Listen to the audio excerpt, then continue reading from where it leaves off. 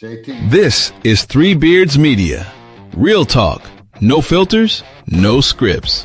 From sports to culture, we say what others won't. Turn it up, lock in, because it all starts right now. Live from the AKC Andrew Downs Studios and powered by Revelton Distilling Company. If you want to know where the storm rolls next, you gotta read the clouds over old Midwest. Every yard, every basket, every mat that's worn. You learn to see the future by tracking the storm. We're tracking the storm, watching it form. From Jack Trice's courage to the heroes yet born. Hilton lights shining like lightning in the night. Jack Trice's way, glowing in the stadium lights. From the sweat in the barn to the roar in the stands. Every cyclone story's written in the land. Yeah, the path gets clearer with each legend swarm. We're keeping eyes on tomorrow by tracking the storm. Dwayne Crutchfield, pounding turf like rain. Big 8 Saturdays, driving through the pain. 2 years, rushing past 1,000 on the ground. Made the whole conference feel that thunder sound. Then Troy Davis hit the hole like a flash. Back to back, 2,000 turn records into ash. Heisman nights, but win or lose that day. Hello, Mr. Anderson. How are you doing today? Man, pack your lunch today, man. I tell you what, this is going to be good. You know, I put it out there on Twitter and on Facebook. There are several family names that are synonymous with greatness at Iowa State. I mean, you can go down the line with the Stensrud family and the Randalls and go on to the Purdy family and you name it, a bunch of other ones out there. But there's one name that sits at the top of the list for this guy. Yeah. Man, without Tom Boskey, I'm not an Iowa State fan. 12 years old. Unbelievable. And I am so blessed to be able to have these guys on today and talk about Tom and Chris Boskey. And you know them from a different perspective, being roommates with Jeff and everything else. So yeah, they were often at there was 8 of us in a house, and it's 3-bedroom house called the Sweat Box. And Chris and Tom would always come over. Tom was already done by then. But and you know what? You're right though, because they're like they have a name synonymous. This is before, any social media, anything like that. The media coverage might have been the Des Moines Register. But, I can remember growing up watching Tom Boskey. Yeah. And then, knowing Chris Boskey. But my first day in there seeing Chris, I was scared to death of him.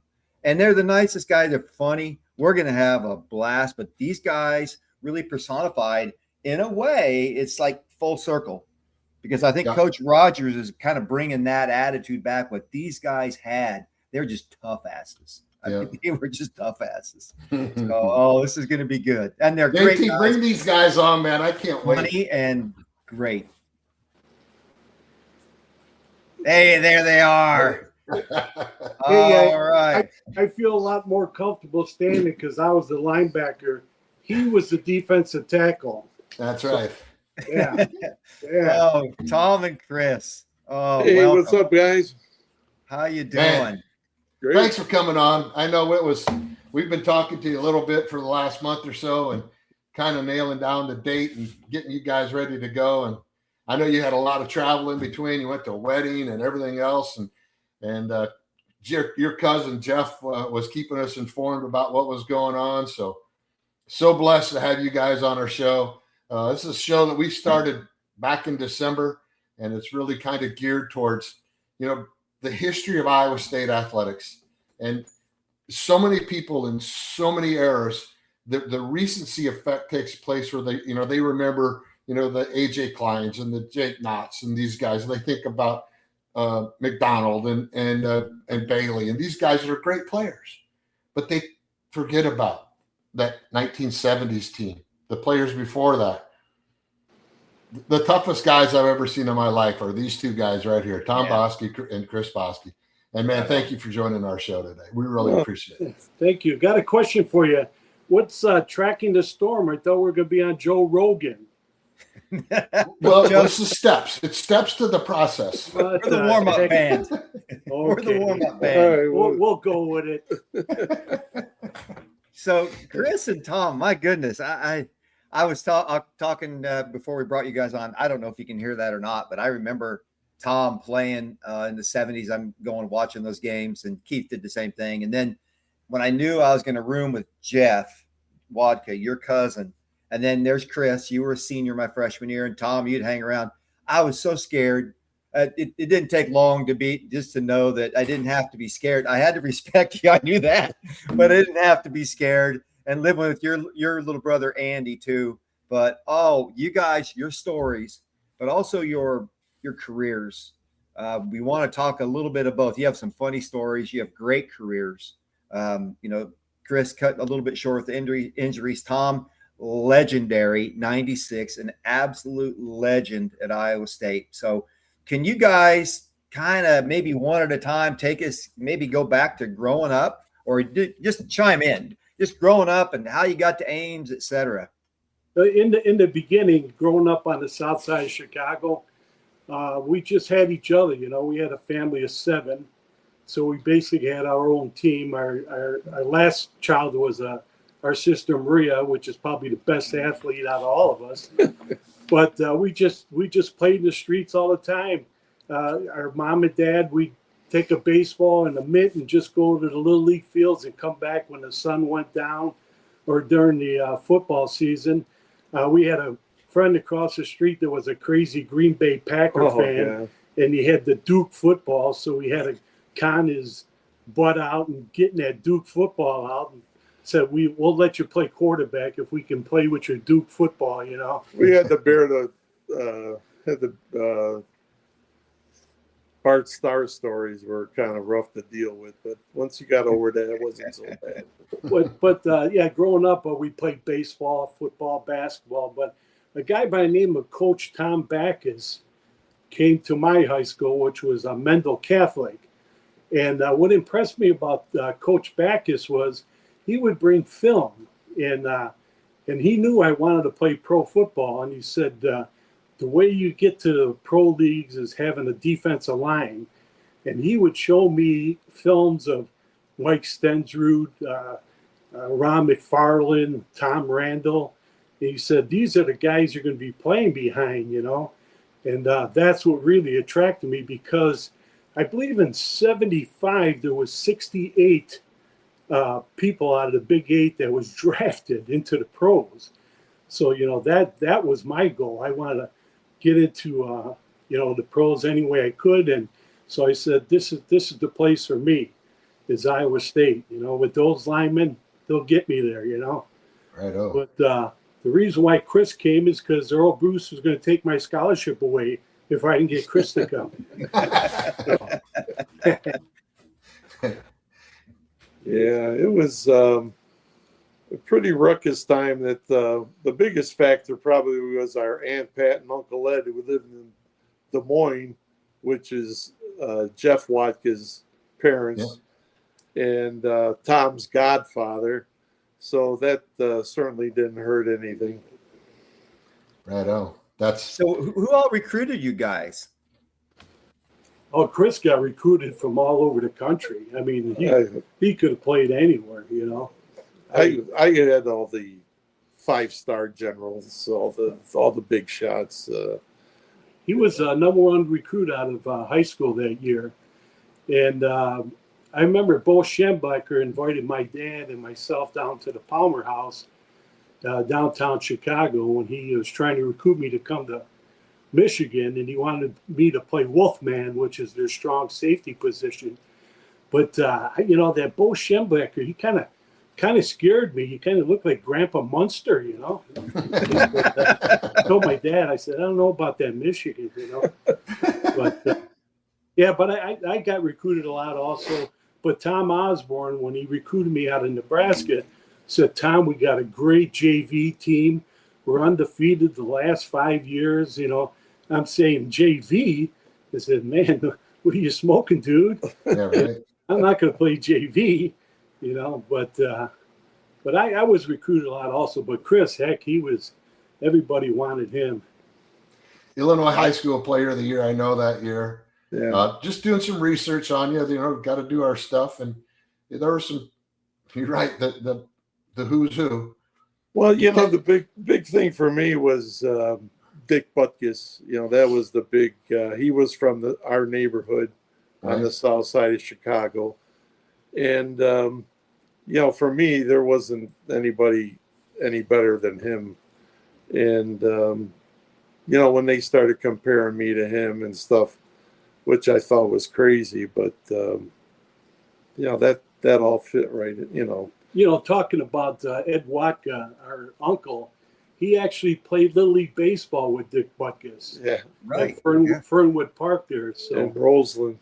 But Butkus's older brothers were bigger and tougher than he was, and they started their own furniture removing businesses. You see those two guys carry that furniture, man. Forget about it. Did you guys model your play after that Butkus style? Just that? Oh, definitely. I was going to say it had to have been. Yeah, Oh. in the streets, I was Butkus. Yeah, in the streets on the south side, I love Butkus. Although our friend across the street, the Packer guy, was Ray Nitschke, and although Ray Nitschke was a West Side guy from Cicero, so and he went to Illinois, so he was a pretty tough guy himself. But Butkus was the best. so. So go ahead, Keith. No, go ahead. You got it. So when you got to Ames, let's just each of you talk about like your first impression, maybe because Tom, you came in before Chris. So Chris would have came in and already had an older brother. What was it like for you, Tom, to be there right away? It was great for me because I had a friend named John Wojciak. He played tackle for Fanger High School, and he said, "Hey, you know what? I'll give you a ride to camp." So we rode in from Chicago. And as we're going, I'm saying to John, he said, "Where's the buildings at, man? It's all I see is corn and soybeans." And he said, "Yeah, it's kind of dry out here." But so I find. Go ahead, Chris. No, go ahead. I don't know if you guys are old enough, but the only thing you could see were the towers, the four suits they used to call it. Yeah, right. And that's all you could see. But as we're driving to camp, John says, "You got to watch out for Earl Bruce because he tries to test how tough you are, and he's always talking about Cumberland, Maryland, how tough Cumberland, Maryland is." And I said, "John, we grew up on the south side of Chicago, man. We asked the cop how long is it going to take to walk to 115th Street, and the cop will say, 'I don't know. No one's ever made it yet.'" So Cumberland, Maryland, forget about it. So Tim, I got to take you to 1976 against Utah. The great interception. I remember this young guy outside the stadium.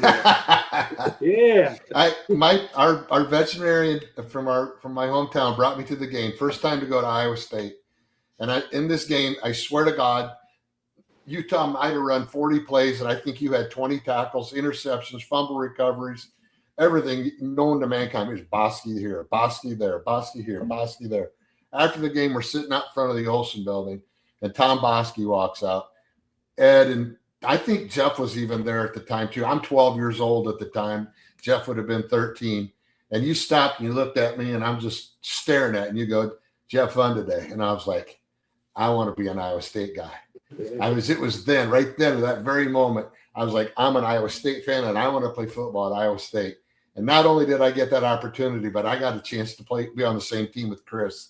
And I tell you what, that meant everything to me. You guys, to me, I said it in the intro, you guys are royalty at Iowa State, and you need to be held with that regard. And we love it that you're on the show telling these stories. We came from a big Polish-Hungarian family. And when I got to Iowa State, I asked Earl Bruce, I said, I'd like to go visit the high schools and the middle schools and stuff like that and talk to the kids. And so I really appreciate you saying that because, a lot of these kids look up to you. We're not really role models, but, we got to show a good example to the kids. So I'm glad you had a good first impression. It was awesome. I appreciate that.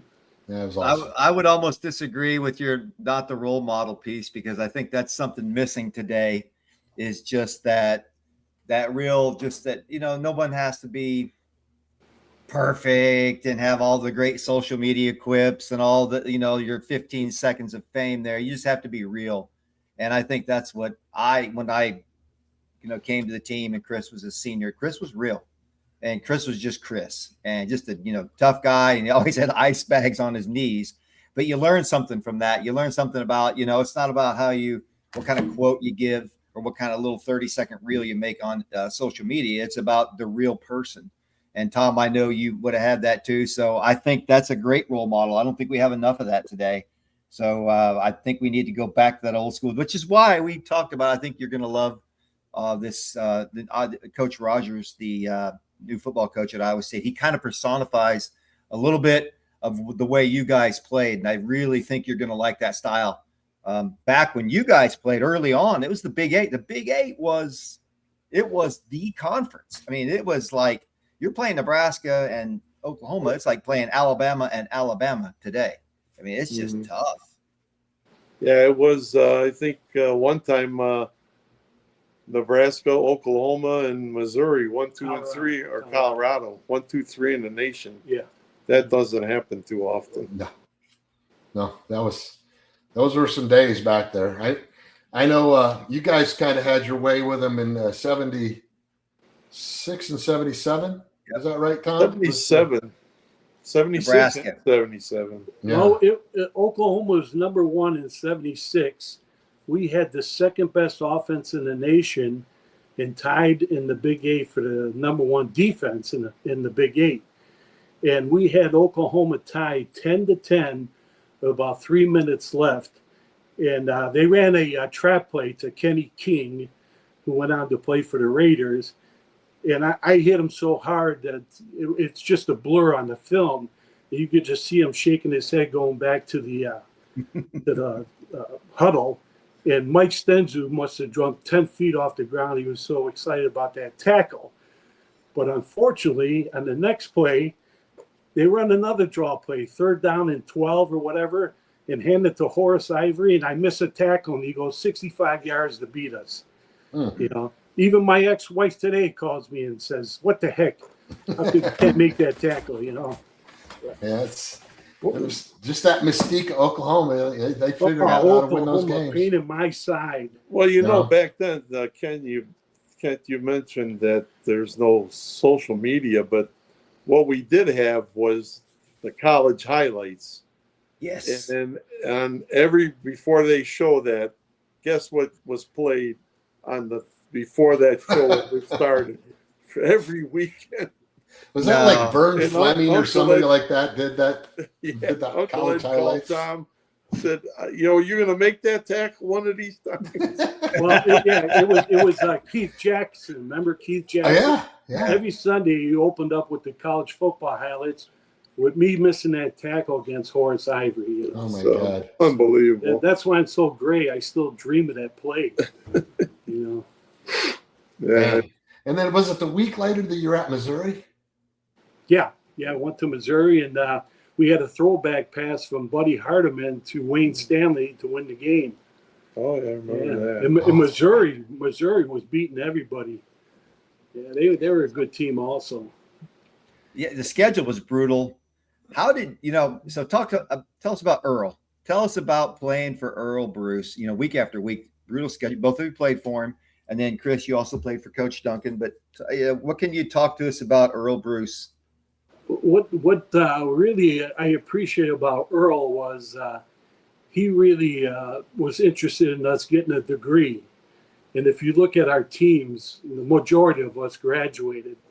And he made sure that we went to a study table every night. And he was more interested in, us past the football part of it. But he was probably one of the most intense guys I've ever seen. He always bragged how fast he was, how he could have been a great running back at Ohio State if he didn't get injured. And amazing about Earl was Woody Hayes, after he got injured, put him on the staff and helped him be a graduate assistant. And that's how he got started. But I can remember one practice, you had to keep your head on the swivel with Earl, because if you had a mental error, you're getting punched in the gut. This guy, Kevin Cunningham, he's like 6'5", won the Golden Gloves in Chicago in boxing, and he just bent Kevin right over when he missed the block. Oh, man, he was intense. He was intense. And who was your defensive coordinator then? Pete Rodriguez. Oh, yeah. And that's one guy I really have to give a lot of kudos to because he changed the whole Big Eight. Because the Big Eight was mainly the 5-2 Oklahoma defense. And he came in with a pro-style middle linebacker where we had an over and under defense, and we would move the whole line shift prior to the play being called. And so Pete Rodriguez really reestablished a new defense in the Big Eight, and they couldn't figure us out. So Pete Rodriguez said Pete went on to be the #1 specialty team coach in the pros with Holman with Seattle. So, and then we had Pete Carroll as a defensive back coach. So, that's wow. right. That's right. I forgot. Yeah, we had a great defense. Oh yeah, he had Coach Tucker too. Didn't he go to Ohio State or something? Coach Tucker? Tucker. What the? No, that's Randy. Randy Hart. Randy Hart. Randy. He was offensive guy. But yeah, we had some good coaches. Too many head tackles. Were practices physical? Oh man, jeez. Yeah, we. That's another thing. Yeah. With Coach Rodriguez, you better strap it on all the time. I'll never forget. I'm going into my junior year with spring practice in 76, 77. And the #1 defense is just pounding the #1 offense. And Earl finally says, #1 defense, go take your helmet and shoulder pads off. You're done for the scrimmage, We said, great. We went off to the side. And then the #2 defense just stunk up the place. And so Earl gets all ticked off and says, #1 defense, get back in here. And they said, we're not even dressed yet, So we had to go put the pads back on. And I'll never forget. And I'm good friends with Rick White, who was all Big Eight defensive end. And I'd always chew him out for not taking care of that tight end, because that tight end would always get me and he would make the tackle, And so in that spring practice, Rick gets blown off the ball, rolls up my ankle. I thought I broke my ankle. And so ever since then, my ligaments were shot. And Coach Frank Randall, remember Frank Randall? Oh, yeah. He made a fiberglass cast for my ankle. And I wore that cast for like 2-3 years. That's what really saved my career was that cast. Yeah, but he was so innovative, Coach Randall. Yeah, he was Randall. Awesome. Yeah, great manager. And his great line was, you'd go up to him and he goes, "Well, where's it hurt? Well, hurt here. Well, when's it hurt? When I do this. Don't do that." Yeah, he did not like freshmen. No, he hated it. He said freshmen and walk-ons is what he hated. That's what he said. Yeah. We should have him on the show. He would be great. Should. He said freshmen, walk-ons, and slicks. He called them slicks. Slicks. Anybody that didn't play football, I think, was a slick. I think it's what he said. So, not too many people know that term. That's Dennis Gibson still uses it. So is he still in Ankeny? Yep, he is. He has Uptown Pizza in Ankeny. Does a great job there. Yeah, that's. It was a great story. Just before our good friend Mike Stenzu passed away, he called us and we were talking for about a half hour. And he said to Chris, if you didn't get hurt, I think you would have been the greatest down lineman ever at Iowa State. And here's Mike Stenzu, probably one of the greatest down linemen at Iowa State. And so I asked him, I said, well, what about me? And he goes, you're not even in the top 10. I said, what the heck? When we had double sessions, Mike had this Harley Davidson, and he just couldn't take that bike on the street and ride it up the hill. And I don't know if you remember the old stadium, we didn't have any of that stuff to the west. It was just a grassy knoll and then that hill. Yep. He had to go up that grassy knoll, up that hill with that bike. And I was holding on for dear life, but that guy was something else. Yeah, he was. He had a nice NFL career, right? Oh yeah. He was. You know what he told us? He goes, I fooled him for 12 years. He was good. Yeah. I don't ever remember standing next to him or meeting him, but you'd know it if you were. Yeah. He was like 6'5" or whatever, 6'5", 6'6". Yeah, he was just a little bit taller than me. Mongo. 6'5". Yeah. Mongo. Yeah, he was great though. you remember how cold it would get in November, and he would come around. We had those water buckets where you can spray, and he would just spray that cold water right down the back of your jersey. Or if you had a hole in your jersey, he would just rip that big hole. And we had a manager by the name of Bronk and Howard. And Bronk says he told Earl, "You don't control this guy. This is it. I'm done." He's kept ripping all the jerseys. He's ripping all the jerseys. You had to keep your head on the swivel with Stensrud, Yeah, he was the biggest practical joker there in the team. He was unbelievable. He was awesome. Tom, how many years did you start? I started 76, 77, and 78. Yep. I remember in 1975, my freshman year, all three of our nose guards get hurt. And my linebacker coach, who was a defensive coordinator at the time, Tom Harper, says, "Man, you got to go in that nose guard." And we're playing Oklahoma. Now, Oklahoma had Joe Washington. They had the Selman brothers. You remember that team? Yeah. And they put me at nose guard against this wishbone, And I was just running for my life, If I ever got in the backfield, they got labeled by the fullback, I was pummeled. And on this one kick, Joe Washington on the punt, he runs to his left, so we all run to the left. And then he curls back and runs to the right. And there's the wall of Oklahoma guys. And one of the guys was Leroy Selman. And he hit me so hard that I was looking out of my ear hole. And then he picks me off the ground and said, "Welcome to the Big A, boy." And I said, wow. Yeah, that was a heck of a game. Yeah. So, Tom, what did you weigh? What was your playing weight? When I first started, I was about 215. And then my senior year, I was 240 pounds. He was a big linebacker back then. Yeah, back then. Yeah. That's amazing. Chris, I don't know if you know this. How much I weigh? You were not heavy your freshman year. You were like 275. Oh, no, I was about 260 my freshman year. Grew up much more than that. Do you know who has the all-time Big 8 record for freshmen and Big 12 record for freshmen for tackles? Still today? Really?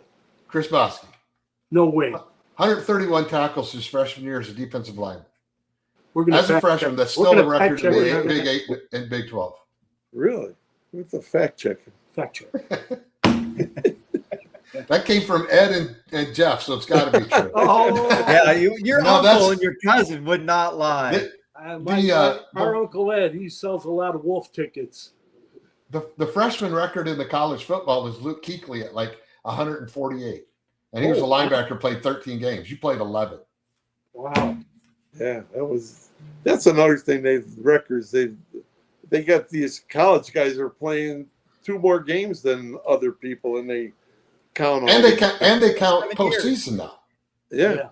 That COVID stuff, you could have maybe got 6 years out of them or something. Yeah. There's still guys playing.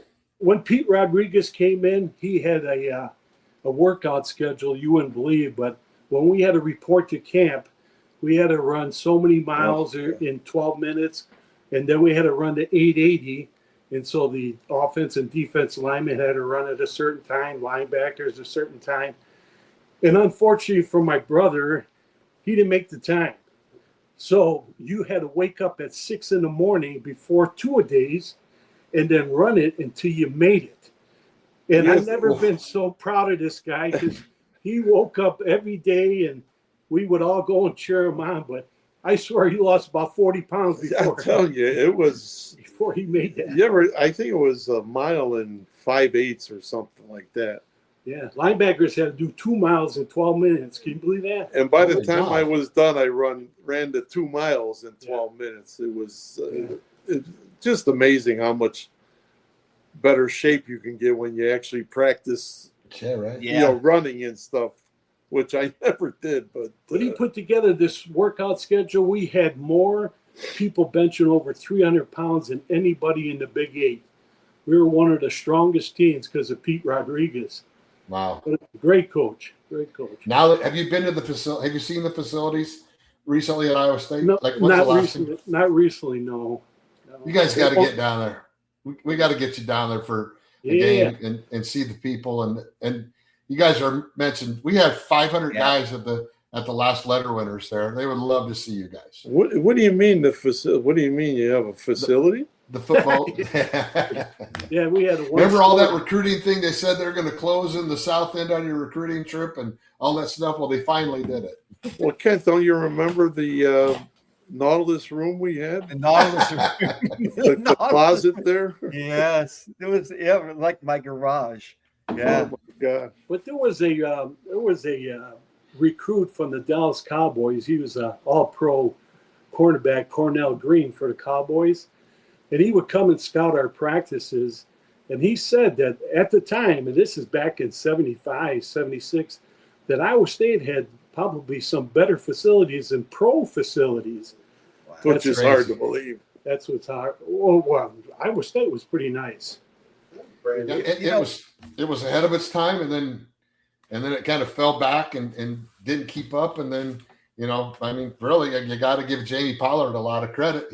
He's retiring now, but he kind of brought us back into more into the limelight, did some things that were a little unorthodox for some folks, but started raising money and created a kind of a surge to go into Iowa State, which was credit to him. Well, Kent, let's talk about your career. Where did you end up going with? You're in Europe, and what happened? Long time ago. Yeah, I was there 15 years, but we'll just stick to you guys today. I was coaching over there, but had a great time. We'll stick to you guys. I want to get to a story. What do you want to know? I want to hear. So there's a rumor, and Tom, you'll have to help us here, but apparently you could not live off campus went under Earl Bruce unless you were married or in a fraternity, but yet somehow you weren't married at the time. How did you live off campus? Oh, how'd that go? I have to take a bathroom break, So. I want to hear this story. That's true. It's true. If you weren't married, and if you weren't in a fraternity, you had to live in those doggone dorms, And so I concocted this thing that I joined the Lambda Chi's, okay? And my downfall was that the Thursdays before the game, I forgot the coaches come and check that you're not carousing, you're in your place you're supposed to be. And so I'm sitting on those Greek numbers outside the Lambda Chi house waiting for Pete Rodriguez to come by. And he comes by and I said, Coach, I'm kind of tired. I'm going to hit the rack. He goes, hey, Tom, guess what? When I was at Weston, Illinois, I was a Lambda Chi too. Why don't you go in and show me the place around, And I'm starting to sweat some bullets because I know no one in there. So I open the door and I look around. I don't see anybody. So I kind of shoosh them downstairs. And we're opening up doors and they're bedrooms. So I said, hey, these are bedrooms, And so I said, hey, Coach, I got to hit the rack, okay? He goes, come on, take me upstairs, So we go upstairs and all these frat rats are in the TV room watching TV. And I said, hey, guys, this is my coach, Pete Rodriguez. And Coach Rodriguez is saying hi to everybody. And so I kind of put my arm around him. I said, okay, let's go, Coach. These guys are saying, who are these two guys, And so I kind of push them out the door, and I'm waiting in the foyer just sweating bullets. And so I dashed out of there and got in my car. And so I get a call, and it's Pete Rodriguez. And he says, I need you down in my office pronto, so double time it. So I get down there in the morning, and I go, yeah, what's up, Coach? He goes, you're really not a Lambda Chi, are you? And I said, Coach, I didn't know how to break it to you, but I went through Rush, and they didn't take me. So I didn't know what to do, so I moved in off campus. He goes, well, I'll tell you what. I'm going to get you. You're gonna live with me in my basement until I can get you back in the dorms.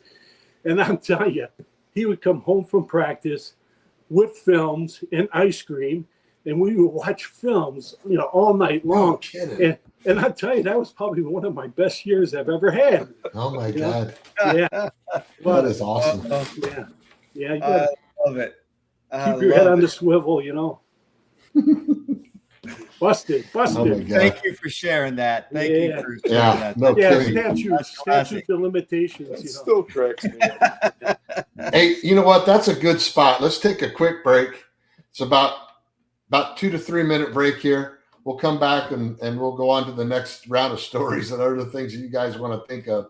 But let's take a quick break, pay some bills, and we'll see you back here in about 3-4 minutes. See you later. Thank you. Yeah. What happens when Iowa grain meets world-class craftsmanship? At Revelton Distilling Company, every bottle begins right here in the heartland. From locally sourced Iowa corn and rye to the final pour, our grain-to-glass process ensures exceptional quality in every sip. Whether you're enjoying our award-winning mulberry gin, smooth honey whiskey, or rich whiskey and cream liqueur, you're tasting the best of Iowa in every bottle.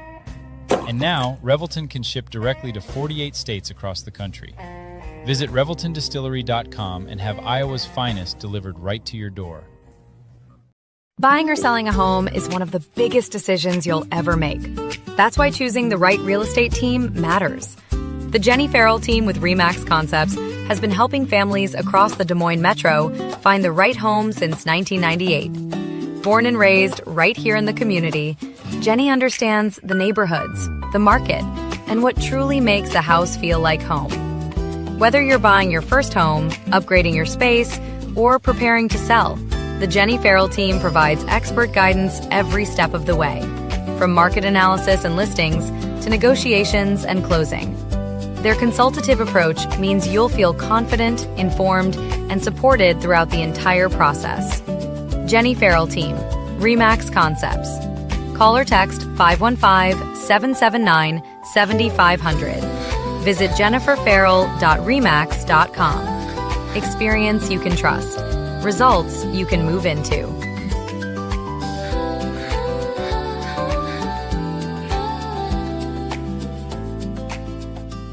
In the heart of Des Moines, one name stands above the rest.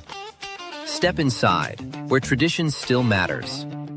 Warm, familiar, unmistakably Iowa, where every guest is welcomed like family.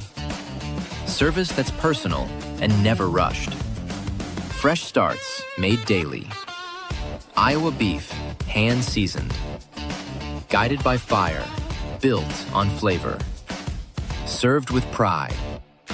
A bar as bold as the menu. Featuring the old-fashioned we're known for.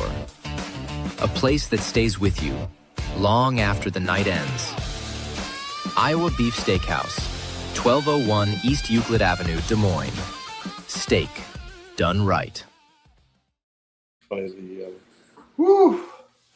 All right, we cut down those commercials. They used to go on forever. Holy cow. I'm glad we're through that now. So I want to take you back, Tom, to I think it's probably your freshman, maybe your sophomore year when the word is out that we're going to get to play Iowa again. Oh, sophomore year. Yeah. Junior year, 1977. Right. So when did you find out about it? And I don't remember that time, but I know you had to be in college when the vote took place at the legislature and stuff. But what was the mood in the locker room when you guys knew you're going to get a piece of that ass? Yeah, with the Iowa Hawkeyes, it didn't mean that much to me like it would mean to like a Tom Randall or Mike Stenzer, the Iowa boys. But they let us know just how important that game was. And, we had some of the hardest practices, and the defense really outshined everything. Our offense just couldn't get going. But during the game, I had made a tackle on Cummings, this kid. He played quarterback. And so Eric Parsegian said, hey, Tom Boskey has a fan club at Iowa State, and for $1 you can get in the fan club, and he'll send you a picture, and he'll give you a card and all this other memorabilia stuff, And so I'm getting calls from the NCAA saying, whoa.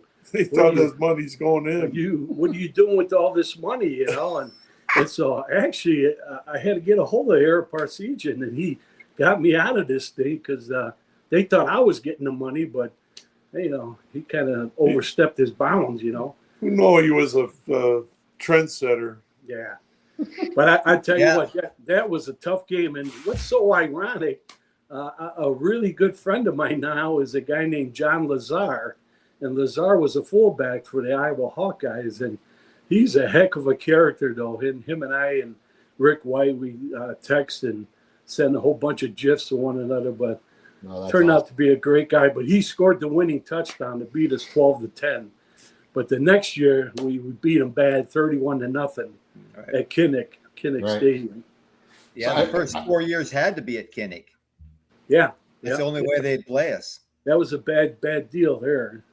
Yeah. So, Chris, you would have been a senior or a junior the first time they played it in Ames, then, right? Senior. Junior. When Iowa State. They went to the big Rose Bowl that year. Yeah. Whatever year that is. 81. That would have been my junior year. Yeah, we beat them both times there. Yeah, that was awesome. I was at that game. His freshman year when we played Iowa, my senior year, he was all over the place, all over the field. I remember that. Yeah, he was a scrambling cat, man. Yeah. My biggest thing is I wish I could have played a couple more years, with my brother, because in high school we kind of missed each other because, I was a senior, he was a freshman, so I really didn't get to see his career, so. Yeah, we never got to see him. We always played on the same night, Yeah. Right. Catholic League. We all the games were. He went to Mendel, I went to St. Francis de Sales. But totally different neighborhoods. at least we got 1 year together, which was awesome, playing with your brother. Yeah, I bet. Yes. Which year was it that you had to beat Iowa on the jersey? First year. Was that the first year? Yeah, it was the first year. And that's when Tom Buck had a punt return. Yeah, that guy, he hardly ever called for a fair catch. He one of the toughest guys you ever want to meet. This guy didn't weigh 100 and I'm not kidding you, 180 pounds at the most. Would you agree? Yeah. He could bench 410, 15 pounds. The guy was totally amazing. Well, that was Tom Perticone. Tom Perticone was the strong man. He benched over 400 pounds. Who are you talking about? I thought you were talking about Tom Buck. Tom Buck. Oh, no, Tom Buck he was. Hey, we're like those two old farts up in the auditorium. The Muppets? The Muppets movie, Yeah, can't keep a story straight. Well, Andy's got you straight in the background. I can hear it. Yeah. He's laughing. Thank God for Andy, because he's the only one who keep track of any of this stuff. Yeah.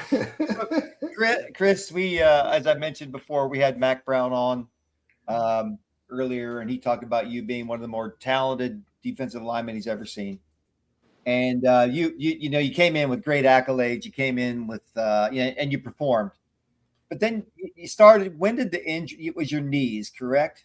My sophomore year, I blew my knee out against University of Pacific, and then they talk about Frank Randall and his tape jobs. He tried to tape my blown ligaments. I didn't have any ligaments, and needless to say, against Kansas, it didn't hold up but one series, and that was the end. But that was about the fourth game in, I think.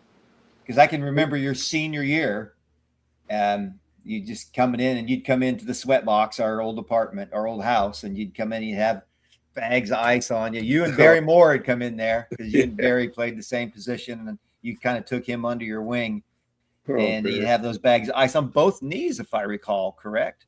Oh, yeah. You had a bum ankle, too, if I remember. Yeah, I tore the tendon off the bone my freshman year, I guess, in spring. And you're still making plays. Yeah, that was a long recovery. That ankle's crazy. It's I should have had Tom's cast on. Probably would have helped a lot. Yeah, sure. So, Tom, you get done with we talked about the Oklahoma. We talked about the Missouri game a little bit. But then you got ready to play Nebraska. And if I remember right, I think I saw a quote from back in the Big Peach. You said the Big Red is dead. That was in 77. After 76, we beat them at home. Yeah. And then we went to Lincoln. And while we were in the hotel room, we're watching the news, and they filmed our whole practice. Some spot filmed our practice. And you talk about, 50, 60 guys going nuts in a hotel room. Man, we tore that place up. We were ready to play then, I bet. And playing in Memorial Stadium is like playing in the Roman Empire. It's just a sea of 70,000 red, and they're throwing oranges at you because they think they're going to the Orange Bowl, But that defense we had in 77, we shut them down pretty good. I Am Hip had a couple touchdowns against us, but after that, we shut them down really well. That had to be a special feeling beating. I mean, though they were the preeminent favorites, them in Oklahoma to win the national championship damn near every year. I think Iowa State didn't beat Nebraska in Lincoln like 61, I believe, was the last time. Yeah. 16 years, long time. Yep. And, that was the same year as the last time we beat Oklahoma until we beat them in 1990. Yeah. So that 61 team must have been pretty good too. But that Nebraska team, they had those black shirts and had a really great defense. The Oklahoma, we tied them.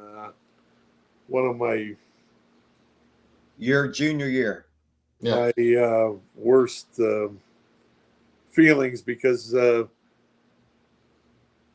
we had a kicker that missed several field goals, chip shots. I won't mention his name, Alex Gifford. But what a great kid, great guy. But man, I felt so bad for him. I wanted to tear his head off. And he, you know what? He won that Iowa game for us. That second year, he kicked 4 field goals and beat Iowa 19 to. Oh, really? 12. Yeah, he kicked it. Yeah, he was 7 for 7 in his 2 years against Iowa. Wow. Yeah. 19 to 7 beat him, and 23 to 12. Yep. He had a good career there. I mean, that Oklahoma loss still stung pretty bad, and he almost made a 62-yarder at the end of that game against Oklahoma. Hey, Kent, you lived in the sweatbox. You remember when Alex Rodriguez came with his brother Johnny? Were you there? Alex Espinoza.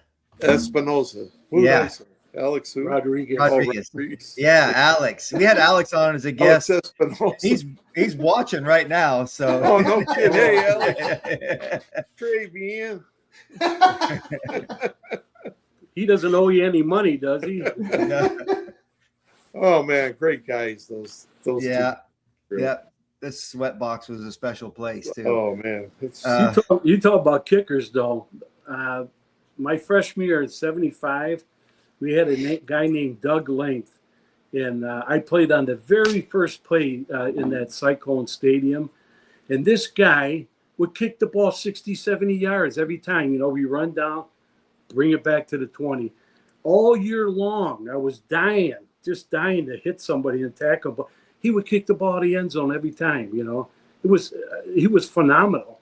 And then in that Air Force game, the very first game, the Air Force guy kicks like a 63-yarder. I think it was an all-time record.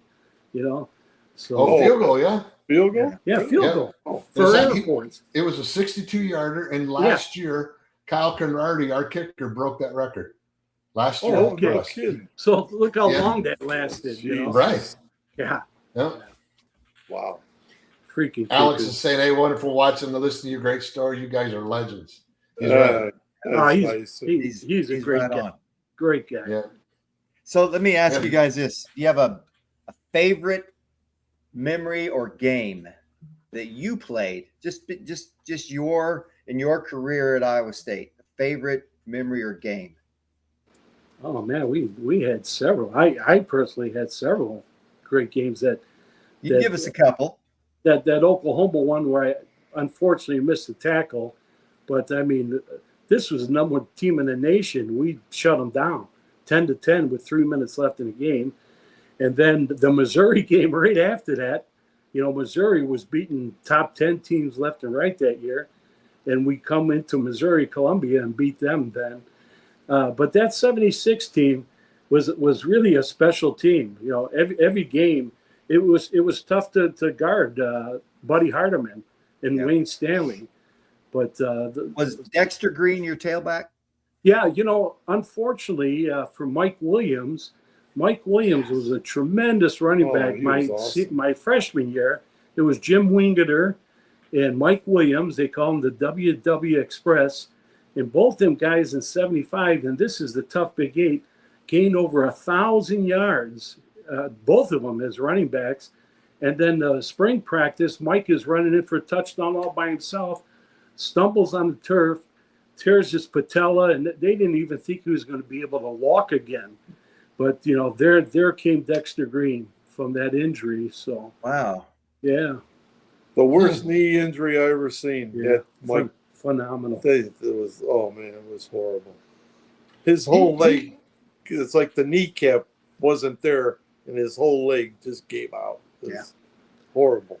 That old turf was something else. Oh, yeah. It was brand new, too, then. Yeah. You know, Kent, you were asking about games.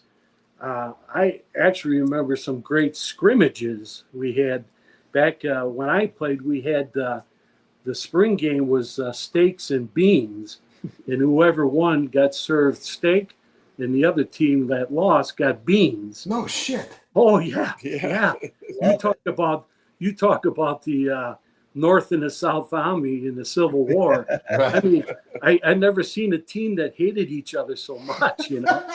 And unfortunately, Kevin Cunningham and I had to serve beans a couple years to Tom Randall and Mike Tryon and those guys. So I still have bad taste in my mouth about those games. You know? Boy. Was it ones versus twos? It was no. We had draft picks. Actually, Kevin Cunningham and I were captains, and Tom Randall and Mike Tryon were captains, and we got to draft the players. Yeah, it was great. The stands were packed, you know. Wow. Did you do the draft like where the whole team was in the room and you like kindergarten kickball? You kicked? No, we had the draft board and we had all the names. The number one draft got like Dexter Green, and then we would get to pick 2 picks after that. Okay. Were they the magnets on the board? Yeah, little magnets. Everyone had their name on Had their names on it. It was like a real-time draft. It was so much fun. You know, it was great. My God. But those games were really intense. Very intense. I mean, you didn't want to be serving steak. No. You know what I mean? You had to serve it, too. You had to serve it. Oh, yeah. You had to serve it. Yeah. And we get a little plate of beans, you know. So that was that Earl's idea? Yeah, that was Earl. He was kind of he always got the steak. He was sadistic in that way, you know. Talk about trying to build a competitive environment. I mean, well, it was kind of a hatred type of thing. You know? Yeah, but you know, back then, you know, we used to do commercials for Iowa beef and Iowa pork and milk, and George White Chevrolet, and they gave us coupons to Happy Joe's, you know. I said, what's this? You know, these guys are getting millions now, you know, for these. Name, image, and likeness. You started it in 77 in Iowa. I still got my Happy Joe coupon. Yeah, Happy Joe's. Do you guys know what Happy Joe's is? Yeah. Hank Kohler's a really good friend of mine. Hank is a huge Iowa State supporter. Oh, he's probably watching the show right now. Well, don't take it wrong. I loved every coupon. I love Happy Joe's. You never used one of my favorites. That's taco pizza. Yeah, taco. Yeah, very good taco pizza. Happy Joe. Yeah. Now it can't compare to the Chicago pizza. Oh, dude, we just got back from Chicago. What's your place? What's your favorite Chicago pizza? Oh, man. Well, man, that's what I was just saying. I think we had 10 of them. We're trying a new one all the time. Rosati's, Lou Malnati's, Baracos, you name it. We had it, you know. And we throw in some White Castle hamburgers. Oh, you know? Andy used to talk about White Castle all the time. Ooh, White Castles. Beats. Yeah.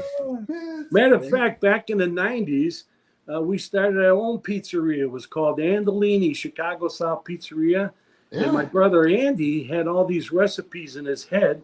So we developed a restaurant with the stuff, the thin crust, the deep dish. And we didn't do any advertising, but we were getting all these people from New York, and we were saying, well, how did you guys find out about us? And he said, right here, it's in the AAA tour guide, in Argus Leader. You guys got the best pizza in town. Yeah, oh, man. The problem is we ate too much of the profits, you know what I mean? Yeah. Was that in South Dakota, or were you in Chicago? Yeah, it was in Sioux Falls, and it was called Andolini's, and one guy figured out how we came up with the Andolini's. Do you remember in The Godfather with Don Vito Corleone? They were chasing him down to try to kill him. His name was Don Vito Andolini. When he came over to Ellis Island, they messed up his passport, and they used the town of Corleone for his last name. So we used Andolini, you know. So you got this Polish Italian thing going on there, right? Yeah, well, it was really a great time. That's awesome. Yeah, we had our kids working there, all the high school kids. We had a great time. It was a good time. Yep. The only problem was people were coming by the droves. We'd run out of product because Andy was our main guy. And by the time you sell 200 pizzas, well, we're out of dough. Yeah. We don't have no more dough. So we put a sign on the door saying we're closed because and there's a line out there. We're waiting for a truck to come with supplies, you know. But, you know, you sell 200 pizzas. You're working that oven. I don't care what kind of 2-a-day you went through. Them ovens, ovens were tough. Yeah. Yeah. Well, 2 days. That's a whole other thing. Yeah. So talk about tough. During COVID, Tom, you went through, well, a lot of people went through hell. Oh, yeah. Oh, yeah. I know your whole family got hit with it, but Tom, you kind of got it maybe a little bit worse. You got it pretty bad. I was in the hospital for 90 days, and they put me on the ventilator for 8 weeks. I was like in a coma. You know, they cut a hole in my neck, and they basically told my kids, that's it. He's got like a 15% chance of living, and being Catholic, they kind of gave me the last rites and all that. But God said, Tom, you got too many sins. I can't take you right now, you know. So go back and fix them. Yeah, with the grace of God, you know, I'm still around. What was really neat was Matt Campbell and Joe Palmisano. Do you guys know Joe Palmisano?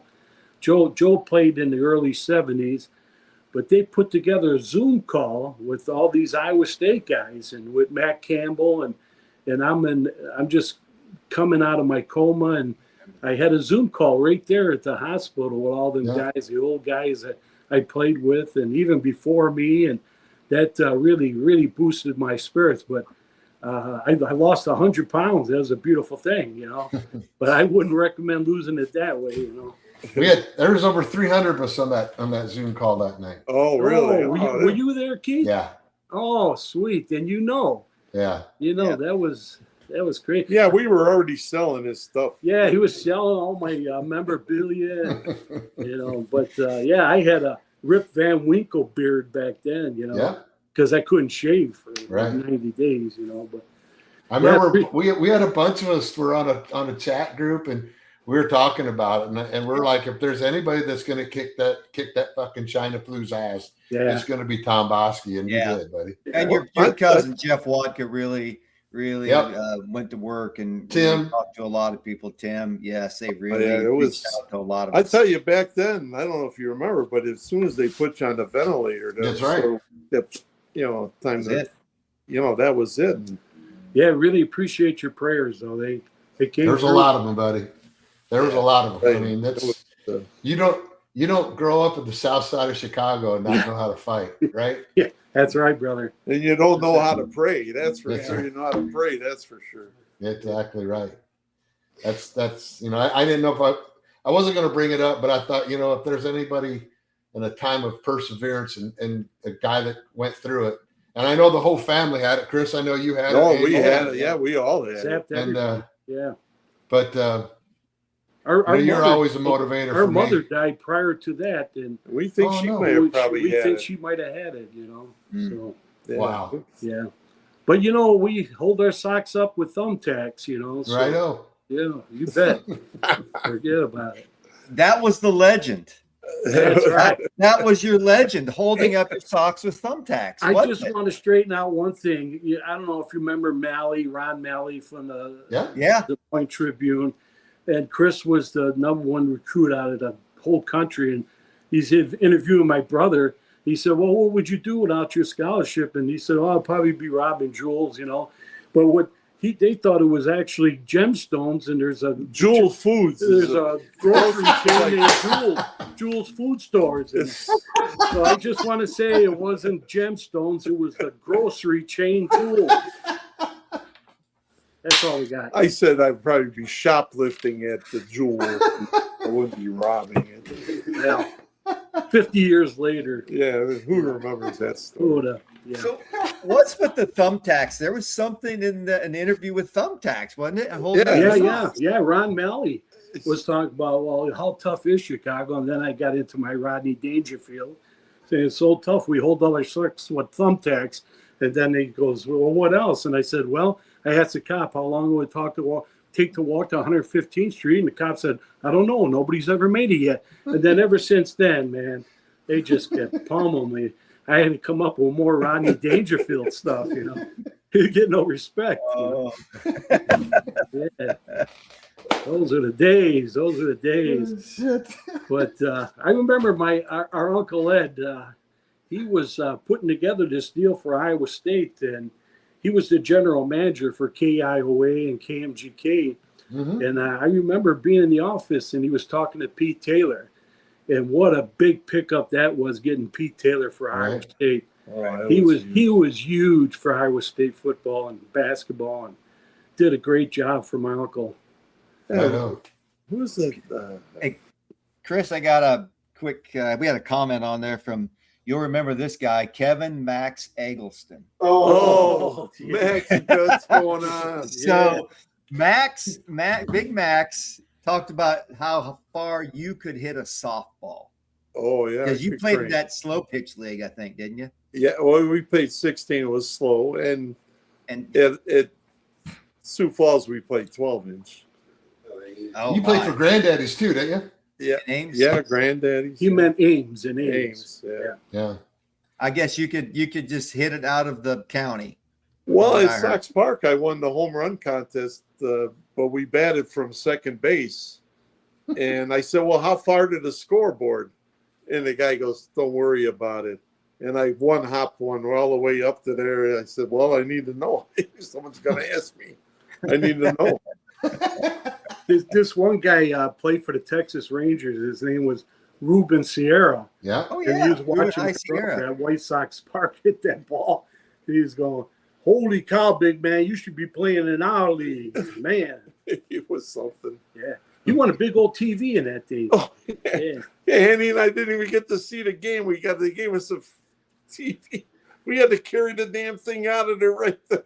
500-pound TV. None of that plasma crap. It was the old school. Oh, big old had that 300-pound TVs. Yeah. And the big tube in it. Yeah. Oh, phenomenal. God. Who's your shortstop in Ames?